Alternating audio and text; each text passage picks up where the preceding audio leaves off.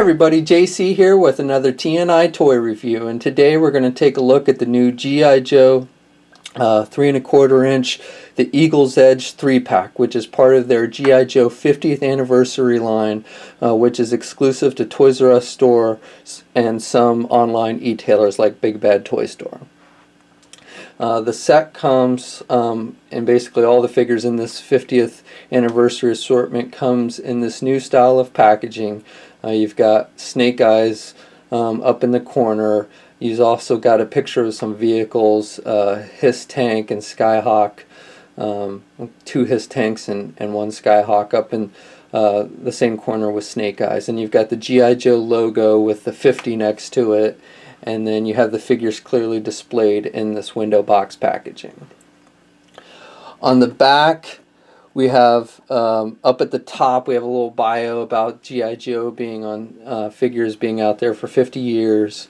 Then we have a little Dio story for the 3-pack, and then we have what constitutes as file cards these days for all 3 figures. Okay, so let's get these figures open and take a look at what's inside. Okay, so we'll start off taking a look at the Leatherneck figure in the set, and to me at least this is probably the figure that's going to give you the most incentive to want to buy this set. This is the first time we've gotten a decent incarnation, a modern incarnation of the Leatherneck character. Hasbro did release Leatherneck figures, I think, as a vehicle pack-in a while back, but it was not very true to his original, 80s look. So this is, to me, the figure to get out of this set.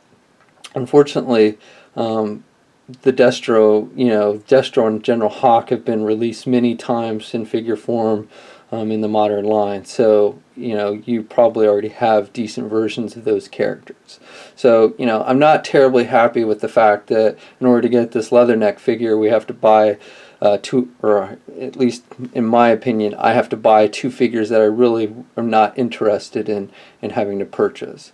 The set goes for around $20–25. It is exclusive to Toys R Us and certain online e-tailers. So it's basically you're paying $20 for one figure. At least that's how I look at it. So the figure itself, Leatherneck, I think they did a pretty good job with the sculpt and the likeness. Looks very true to the original counterpart. I like the face sculpt. He's got a nice paint job. And comes with a lot of decent accessories, which we'll look at a little closer here in just a minute. But for the most part, I like the overall look and feel of this figure. Now, I do have some complaints about it. There are, on his forearms, at least with my figure, the paint seems, I don't know, first of all, his arms seem just a little too veiny to me. I don't know how well they show up on the camera, but he's got a lot of veins on his arm. And then just the paint itself looks like there's some dark colors kind of fading through the skin tone. So I don't know if you want to call that dirt or what, but to me it just looks a little off on his on the skin tone paint on his arms. And then again, I just think they're way too veiny. My other big complaint with this figure, or my biggest complaint with this figure, is I think he's way too tall. So here he is next to the original 25th anniversary Gung-Ho figure, and you can see just how much taller Leatherneck is. Here he is next to Sergeant Slaughter, who should definitely, Slaughter should definitely be bigger, or at the very least the same size. I mean, I know Leatherneck is a pretty big guy and all, but he's not that big. So he basically ends up towering over all your other previously released 25th anniversary G.I. Joe figures. So I think scale-wise, they've, either he's too big or the other Joes are too small, but he really just doesn't fit in terribly wise, scale-wise, with a lot of your other G.I. Joe figures. Again, here he is with Beachhead. Obviously he should be a little bit taller than Beachhead, but not that much. And just to give you another idea for his scale, the figure stands at about 4½ inches tall. But for accessories on this figure, they've given him quite a few accessories, which is nice. He comes with a big machine gun, which will fit on his back. It fits in the peg hole on his back, which is nice. It also, you can take the back part off. I'm sure this weapon has been released multiple times with various other figures, but you know, so, and he's got the bullets, which I don't think looks very good with the bullets, because the bullets just stick straight out and there's nowhere to like connect the bullets. I know other figures that have had similar accessories, you know, they have backpacks where you can kind of plug the bullets into. But with this one, you know, it just kind of ends up sitting straight out. You know, if you could have strung the bullets all the way through the rifle, it would have looked better. And the rifle itself is just all black. It's got some nice sculpting detail on it, but it is all just black. And then he also comes with an M16 type rifle with grenade launcher, which is for some reason in a very light gray, almost white plastic. I think the rifle looks decent, but I don't really like the color of the plastic that, or you know, the paint that they used on it. Way too bright, in my opinion. He's got a knife that fits on his. He's got a little sheath on his chest or on his vest that the knife fits in, and then he also has another knife on his ankle, which also is removable. So that's cool. He's got a revolver or a pistol with a working holster on his right leg. And again, the pistol is just all black. Some nice sculpting detail on it, but all black. And then if you want, the vest itself is removable. It just unhooks on the side. You got to kind of pop his head off if you want to get it off, and then you kind of push the plastic up over the ball joint on his head, and then you can pop his head back. I don't really see any point. It doesn't look very good without the vest on, but it is removable. Over articulation real quick, it's your standard G.I. Joe articulation. Head's on a ball joint, so he can look left and right. He's got some up and down movement. You can get his arms out good rotation at the arms, even with the vest on. He's got the joints, the hinge joints with the rotation at the elbow, so he can bend his elbow good 90 degrees. And then he's got the swivel at the wrist, and he's also has, I believe this one does have the hinges at the bottom of the wrist, so you can do the up and down movement to try and get him into better gun holding poses. He's got the midsection joint with the swivel there and up and down crunch. Legs are on the ball joints. He can do the splits about that much. Get the leg forward, back. He's got double jointed knees, no thigh swivel, and then he's got the ankle pivots at the bottom, and then two peg holes at the bottom of his feet. Okay, so moving on to the second figure in the set, which is my least favorite of the three in the set, is the Destro figure. So first off, you know, we've had plenty of Destro figures released in the past, and frankly, most of the previous ones that we've gotten are better, in my opinion, than this one. I really do not like this head sculpt at all. It looks like he's got this like major frown face going on. It's just, I mean, you can tell they tried to be detailed with the mask and all, but I just do not like the way it came out. You know, so that's just my opinion, but I really do not like the head sculpt at all on this figure at all. I also think the collar is very big, but I mean, that is somewhat Destro-esque, so I don't really have a problem with the collar. I don't like the lack of detail. I think it's more of the paint on his wrist, rockets and grenades. They seem a little too big, and then it's just like they kind of glumped red paint on them, so there's not a whole lot of detail with those. So I'm not really a fan of how those came out looking on this figure. This particular version of Destro has the Cobra logo on his one arm. Now, one thing I do want to note with the head that I discovered is if you have a previous version of Destro. Also, I don't like that they didn't use the vac metal. I like the vac metal Destro heads much better than the silver paint that they used on this one. But if you like, say, this body sculpt, and it is a bigger, you know, as you can see here is with one of the previous 25th anniversary versions of Destro. And as I said, they've released so many Destros in the past, I lose track of. I think this was maybe in a previous 3-pack based on the Revenge of Cobra miniseries that they released a while back. But anyway, if you like the vac metal head, but you do like this body sculpt because it is bigger, the heads actually are interchangeable. So if you want to pop off your Destro heads and switch them up, you can. Now he actually has his little collar, his little spike collar, which is actually removable on this figure. And then you can just pop the vac metal head on. And it's a little bit smaller head, but for the most part I think it works. You know, that collar looks really big, but you know, it's kind of supposed to because it's Destro. So I actually like it better with the vac metal head, even though the head is a little bit smaller. I think it looks better than the head that it comes with. But that again is just my opinion.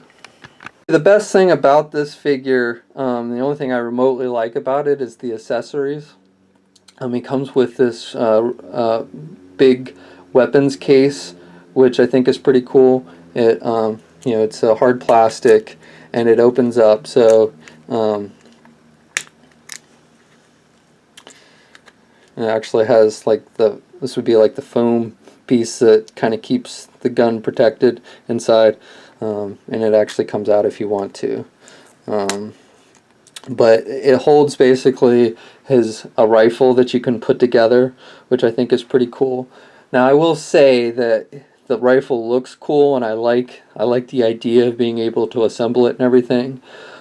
It's not very usable though, I'll say. The rifle, he doesn't hold it very well, and the pieces tend to fall off as you're trying to get him to hold it and everything. So it's a cool concept, but I'm not sure it works a whole lot, at least when it comes to actually using it. So I'm just going to dump the pieces here because it's easier. Now 2 of the pieces actually, they clip into the case so they don't just fall out.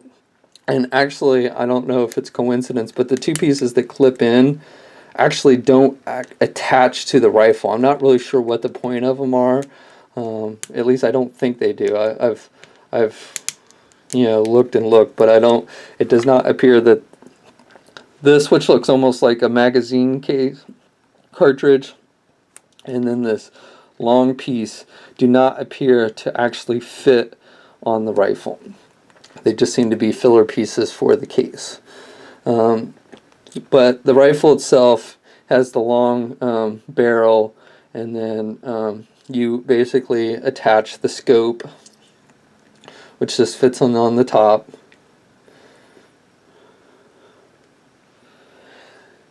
And then the back piece just clips in, and then you can clip on the gun stand. So the rifle itself, it looks pretty cool and all, but again, the problem is that the pieces don't stay in very well, and so especially when you start trying to get him to pose the figure with him holding it and stuff, the pieces tend to fall off, especially that back piece, because the way his arm is sculpted, it's not really made to hold that back piece. So it's almost better if you want him to hold the figure to not use the back piece. Almost use it more like a pistol than a rifle. But you can't really get him into sniper, even though it's kind of a sniperish rifle, you can't really get him holding the rifle in any kind of real sniper positions, which is also a little disappointing. So again, I like the accessory, I like the look of it, I like the idea of it, but practicality, it doesn't work terribly well. Okay, so this figure stands just a little bit under 4.5 inches tall. So he, again, is a little bit shorter than Leatherneck. You know, Destro is a pretty tall dude. So again, I would expect him to be at least the same size as Leatherneck. But paint job for the most part is pretty decent. I mean, it's just blacks. Again, I don't like the helmet or the mask. I would have preferred vac metal, and I just don't like the sculpt on it at all. I do like the red on his chain. At first I almost thought they had made it like a translucent red plastic there on his pendant on his chain, which I thought would have been really cool, but it's not. It's just red paint, but it does pick up the light pretty nicely, so it does look almost like a jewel of some type, which I think is nice. Articulation, again, very basic for a G.I. Joe figure. Doesn't really have any up or down movement with the head, but does have left and right, even with the collar. Arms, again, go straight out, good rotation, swivel at the elbow, can bend at the 90 degrees, has the swivel and the hinges at the wrists. He's got the midsection joint, up and down movement, rotation there, ball joints at the legs. Can't really do the splits very well on this one. That's about as much as he can do the splits, but he can get his leg forward. Really can't do it much back either because of the way the butt's sculpted. No thigh swivel, double hinged knees, and then he does have ankle pivots. Now, one thing I also want to notate is the plastic on this figure, especially at like the knee joints, is very kind of flimsy. And the knees you can actually kind of see are like kind of bowed inwards. So, you know, it's just something to be aware of. The plastic on the joints on this one are very soft. Finally, we have the General Hawk figure. So again, the figure itself is a pretty decent figure, but this figure was, for the most part, previously released in the Pursuit of Cobra line. Now, I know it wasn't widely released, so this one, you know, if you were looking for a more modernized Hawk and you missed it the first time, you know, it might be good that you're able to get it again. I particularly prefer my 25th anniversary General Hawk figure. So I'm not really, you know, I would not have bought this figure if it was single carded, just because I prefer the traditional General Hawk. So again, that's just my opinion. If you're wanting a modernized General Hawk, I think this one has a lot of cool accessories, and he does look modern with a few, you know, kind of tips to the hat to the classic Hawk. He's got the traditional helmet, like Hawk, you know, the original Hawk with the goggles. And the goggles are removable. They aren't usable though, because if you try and put on his head, they're too big.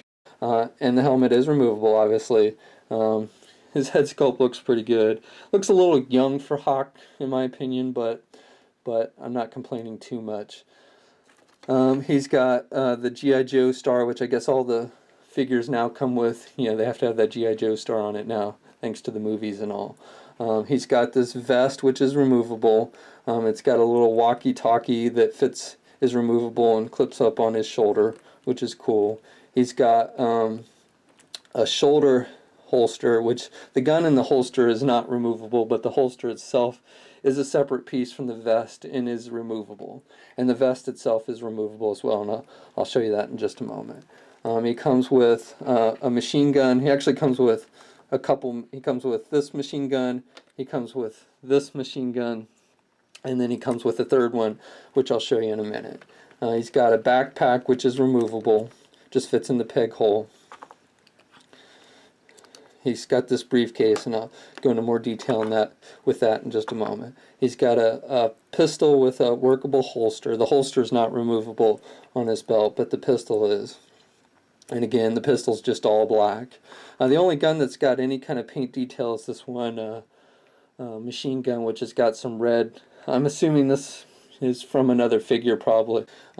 As I said, the vest is removable. Again, you just kind of pop the head off, and then you just detach it on the side, and then you kind of have to slide it over the ball joint. Now, you want to be careful because, as I mentioned, he's got that shoulder holster, which is also removable, and you don't want to pull it while you're trying to pull the vest off and stretch the little piece of plastic, because you could end up breaking it. Okay, so once you get the vest off, then if you want, you can just have the shoulder holster on the figure. Kind of is a more traditional look for Hawk. Now, he has one last accessory, which is this briefcase, which actually, I don't know, it doesn't seem to really kind of fit with Hawk. It's not really something I would totally associate with you know, a general, but it's basically like a built-in computer